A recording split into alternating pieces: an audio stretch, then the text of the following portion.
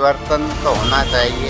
जैसा राजस्थान में परिवर्तन होता, 5 साल इसकी सरकार, 5 साल उसकी सरकार। क्योंकि माया तिरुपति का जो भारी पल्ला गिर गया है। उम्मीद तो हम बहुत रखते, पर उम्मीद होती ही नहीं है। मध्य प्रदेश में विधानसभा चुनाव का आगाज़ हो चुका है और हम उज्जैन ज़िले की उत्तर विधानसभा में इस समय खड़े हैं। इस विधानसभा में पिछले 33 वर्षों से बीजेपी का कब्जा लगभग कायम रहा है।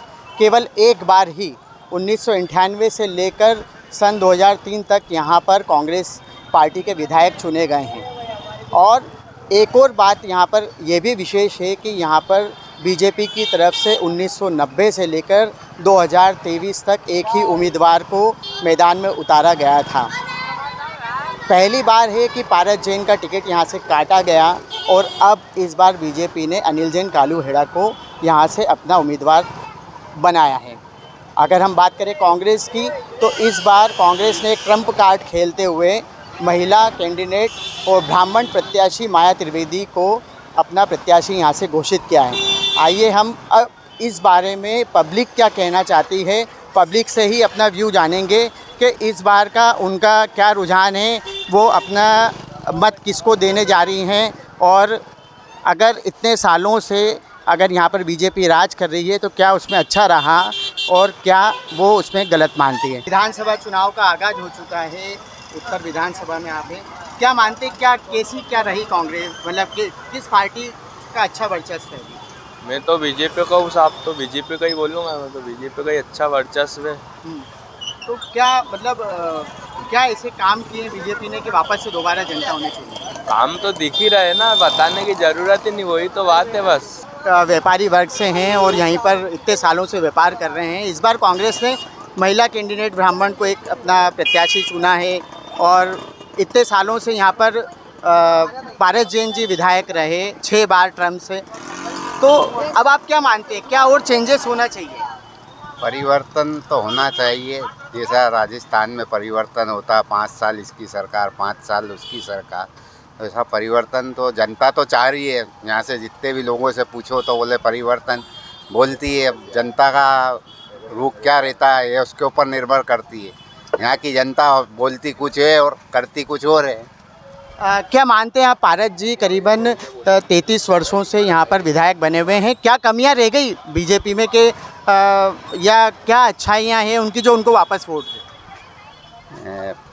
पहलवान जी तो विधायक थे, लोगों को मान सम्मान करते थे, जहाँ भी वो उनको सूचना मिलती थी, सुख दुख में साथी थे, वो तुरंत पहुँच जाते थे।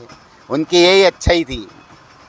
इस बार कांग्रेस से एक महिला कैंडिडेट को भी अपने सामने दिया है, तो क्या मानते हैं, मतलब आपका क्या विज़न है, क्या दोनों में टक्कर मान रहे हैं आप? हाँ बिल्कुल, टक्कर तो होगी साहब। दादा आप भी व्यापारी वर्ग से हैं, यहीं के स्थानीय हैं। हाँ, चुनावी माहौल चल रहा है, अच्छा, क्या लगता है आपको इस बार? देखो अब मालिक है, इसके हाथ में सरकार बनती है। कि इस बार तो जो है कांग्रेस ने माया त्रिवेदी जी को उतारा है, बीजेपी ने भी जो है अपने कैंडिडेट को चेंज किया, तो क्या टक्कर मान रहे हैं आप? क्या टक्कर तो मान रहे हैं, क्योंकि माया तिरुपति का जो भारी पल्ला गिर गया है।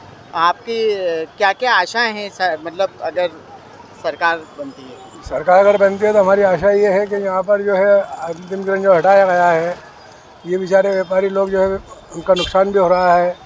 दूसरी बात, ठेले वाले गरीब आदमी जो है ये भी जो है कमा रखा रहा है, इनके भी ठेले हटाए जाते हैं।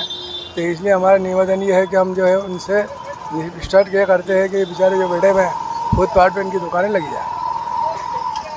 कुल मिला के लोगों का यही कहना है कि टक्कर तो पूरी मानी जा रही है, लेकिन अभी स्पष्ट रूप से कोई भी खुला नहीं कहना चाह रहा है कि किसको वो चुनने जा रहे हैं।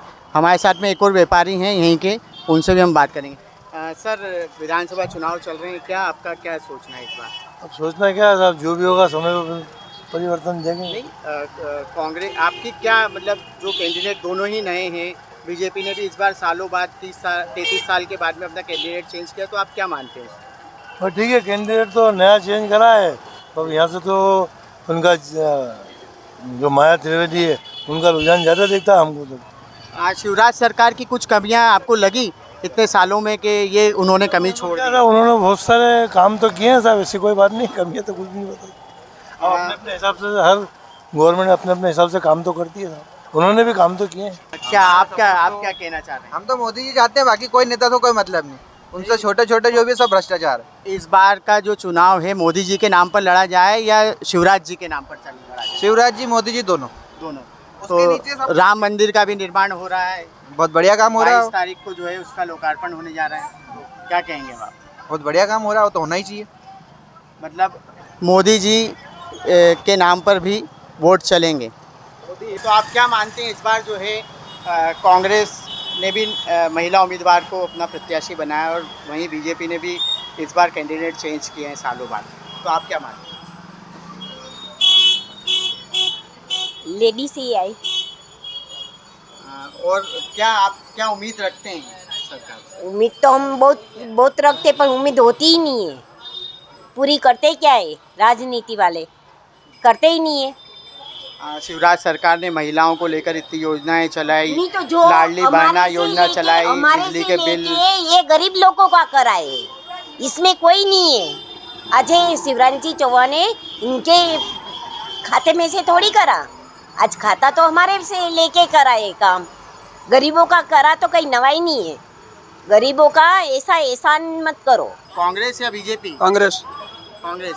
इस बार तो उन्होंने महिला उम्मीदवार को खड़ा किया है। माया राजेश्वरी वही आएगी।